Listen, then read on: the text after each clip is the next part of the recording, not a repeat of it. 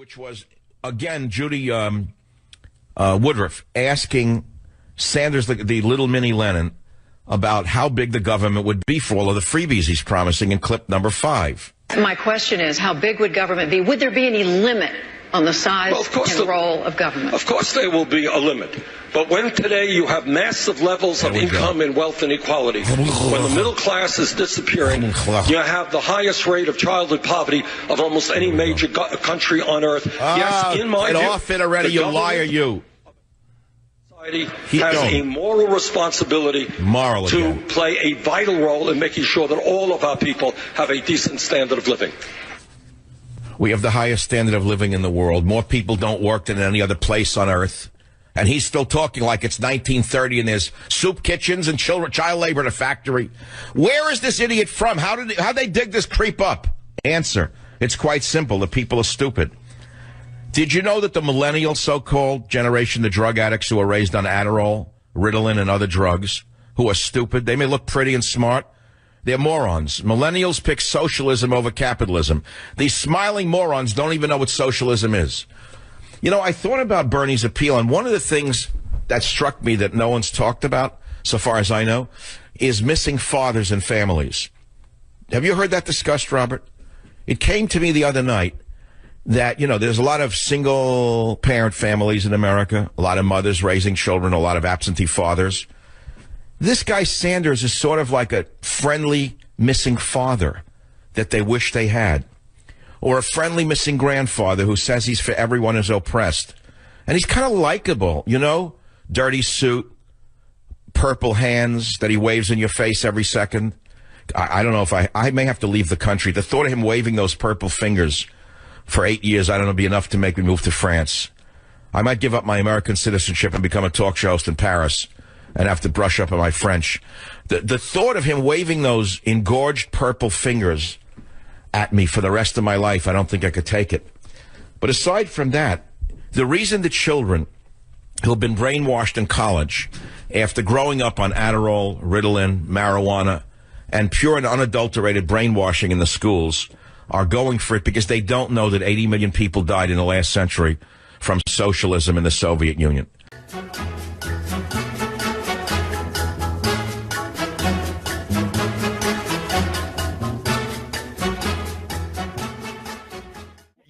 Talk is not around to criticize you anymore. Let's go to your socialist paradise of Cuba. Of course there's less crime because everyone who criticized it was either put away in a prison or killed. That's the country you want to live in? You're stupid. Germany was not a socialist country like... Of course it was, you ignoramus. National Socialism, you fool. You dim-witted jackass.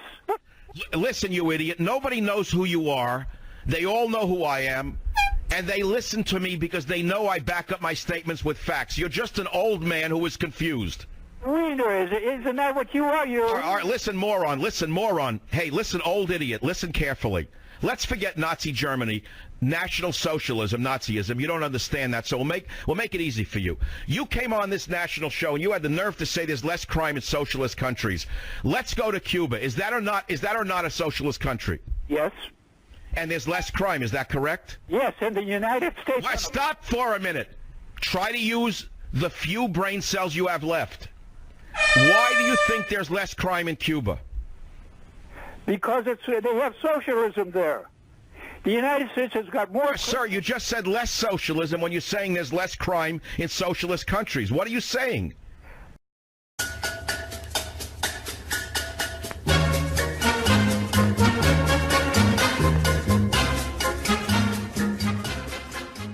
KCMO, Kansas City. Daniel, welcome. You're on the Savage Nation. Go ahead, please. What's your topic? I'm just a Bernie supporter. Wanted to defend him a little bit with you. Streets, libraries, schools, police, firemen. Wait, hold on. We don't have any of those things? We have those things in our capitalist democracy that are technically socialist. Would you? And so what's your point? So now you want to go 100% socialist with Bernie? Well, no. Okay, so here's my point. If you call 911, only one service will bankrupt you in America.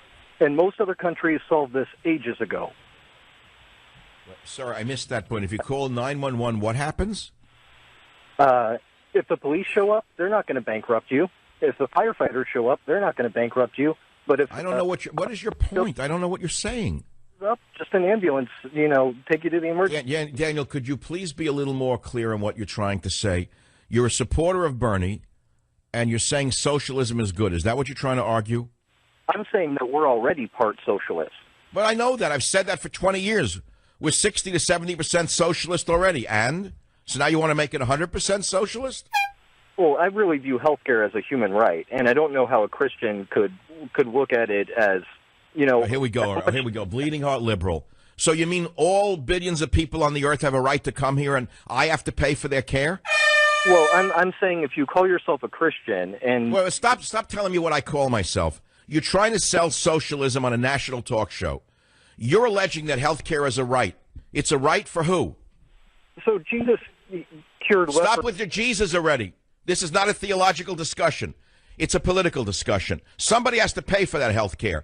So if an illegal alien from Guatemala comes here with tuberculosis, I have to pay for that health care when in the past my grandfather was stopped at Ellis Island, and if anybody had a disease, they were sent home? Well, what kind of country is this? We are bankrupt, my friend.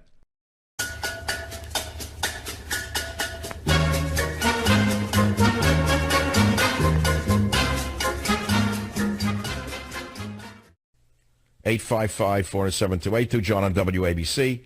Go ahead. You're on the Savage Nation. What's on your mind? Dr. Savage, I just want to let you know that Michelle Obama's not doing anything wrong by telling... Oh, you're letting me know? You mean you're giving me your false opinion? You're not telling me, you're not letting me know. You're giving me your commie opinion. Nothing communist, because the communists never lied. It was the fascist Nazis who always lied and tried to have a revision. The communists never lied? Tell that to the 100 million people killed by communism in the last century. Didn't you read that in your college textbook? Go back and change history like the Nazis did. What did I just say to you? The communism killed 100 million people in the last century. Are you aware of that or not? Yeah, but I'm not a historical revisionist. This is revisionism. Wait, just stop changing the subject. How many Cambodians died under the communist Pol Pot? Nothing. He wasn't a communist. In fact, we supported him against the Vietnamese. Wait, you're twisting the truth again. He was a communist. Do you know who Pol Pot was?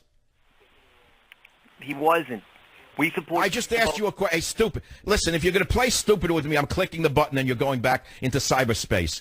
Tell me who Pol Pot was. He was the head of the Khmer Rouge in Cambodia, who we supported against the Vietnamese. I didn't ask you who we supported.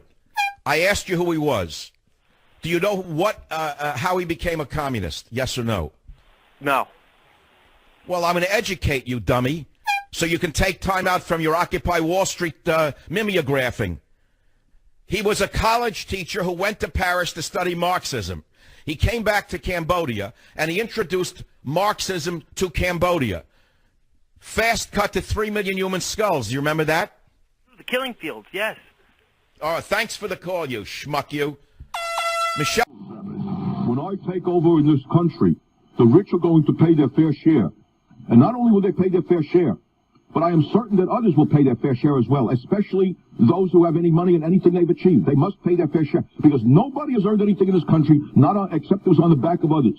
And so I think a minimum tax rate for those making more than $10,000 a year should be at least 98%, and I would make it graduated, so people should not say that I'm unfair. Anybody making more than $20,000 a year should pay 99%. Anybody making $50,000 up must pay 100% of their income as taxes. You said, how are they going to live if they pay 100% in taxes?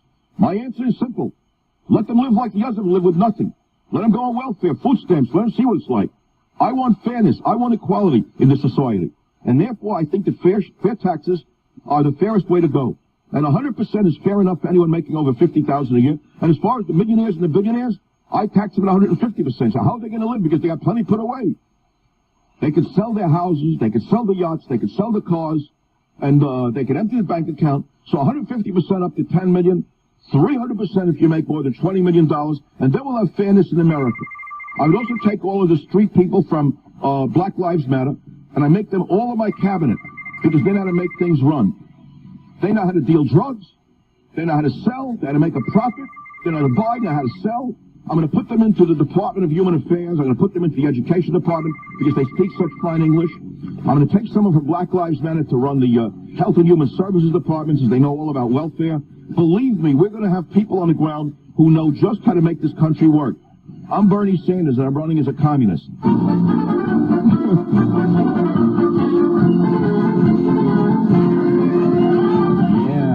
well, step right up. Step right up. WBOB, line 7, welcome to the Savage Nation. Yeah, Bernie, I'd like to ask you a question about national defense. Okay, what's the question? What's the question? Well, the question is, if it came down to that the only way to protect the United States was a nuclear strike in one of the Middle Eastern countries, would you be able to push the button, Bernie? Absolutely not. I'm totally opposed to nuclear weapons. I want a nuclear-free world. A nuclear weapon can ruin your entire day. I've been against nuclear weapons since the 1960s.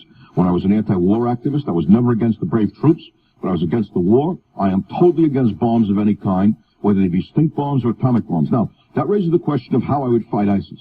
We admit ISIS is filled with people who lack economic opportunity, and because of global warming, the desert was created a very long time ago. Remember that. Go back in time, and you will see that that was once a forested area in the Middle East. This is a direct example of why global warming must be stopped right now. Because if it wasn't for global warming and the trees dying, there would be trees and orchards in the Middle East rather than sand. And as a result of the global warming, from going back to the Pleistocene, you have a lot of violent Arabs who are miserable and unhappy from the heat and the lack of air conditioning. And to answer your question simply, no, I would not nuke them. I would offer them jobs. I would do a job creation program in the Middle East. I know an awful lot about jobs. Although I've never held one, I know a lot about it. That's your answer. Thank you. Or the communist Bernie Sanders, the loser bum. That loser bum. Every time I see a broken car riding by with a distorted face on it, says, "Go Bernie." I know what they are. A bum. A ne'er-do-well into his late 30s who didn't earn a dime. A bum. Lived off his family till he was in his 30s, failed at everything. An angry radical spritzer, an agitator who never accomplished anything. He did nothing. Did you know he took his first bride, that Bernie did, to live in a maple sugar shack with a dirt floor, and she ditched him? She didn't want to use a toilet in the woods. See, then he's penniless, Bernie Sanders. He goes on unemployment. Okay, that happens.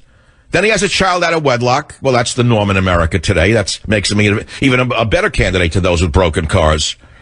Then he tries carpentry, but he couldn't even hammer a nail correctly. A friend told Politico magazine he was a terrible carpenter. His carpentry was not going to support him and didn't. Then he tried his hand freelancing for leftist rags, writing about masturbation and rape, I'm quoting now, for $50 a story. So he was a bum. But they said the only thing that Bernie Sanders was good at was talking and talking and talking about socialism and how the rich were ripping everybody else off. All he talked about was the redistribution of wealth. And the rest is history. This worthless loser bum is now being taken seriously by all the worthless loser bums in America. On the other side of the aisle is an overt, low-life, street socialist, communist, terrible loser professional agitator like Bernie Sanders, a guy who doesn't even believe he's getting this kind of attention. A left-wing fanatic that if you ever saw him, you'd say, who is that man? Call the police. He looks like a vagrant. Now, all of a sudden, he was like the college professor that you had who for 3 hours harangued you about America and then made you feel guilty about white privilege. That's Bernie Sanders. It's unbelievable to me. A communist from his dirty toenails to his dandruff. His dandruff flakes are socialistic. That's how bad this guy is. And here he is, Michael Savage. The scientific community is telling us if we do not address the global crisis of climate change, transform our energy system away from fossil fuel to sustainable energy, the planet that we're going to be leaving our kids and our grandchildren may well not be habitable. That is sounds like a deli man. If you were to say to him, how's the tongue today? Here's what Bernie said. The tongue is always very good. And one of the reasons the tongue is good is because the capitalists are the ones who made certain the tongue is not as good as it was in Poland. I got to tell you, as good as the tongue is today, the tongue was much better years ago before the capitalists put too much brine in it. The pickles are pretty good today, but the fact is the pickles are not what they once were. America's pickles have gone straight downhill with the advent of the corporate structure and the corporate mentality. When this was a family-owned business, when pickles were made by families, the pickles were much better. And as a result of corporate welfare, I must say in all fairness, the corporate welfare's destroyed the American pickle. Yeah, that's my summary of the entire so-called Soviet-era debate. I felt like I was watching something from the Khrushchev era in color.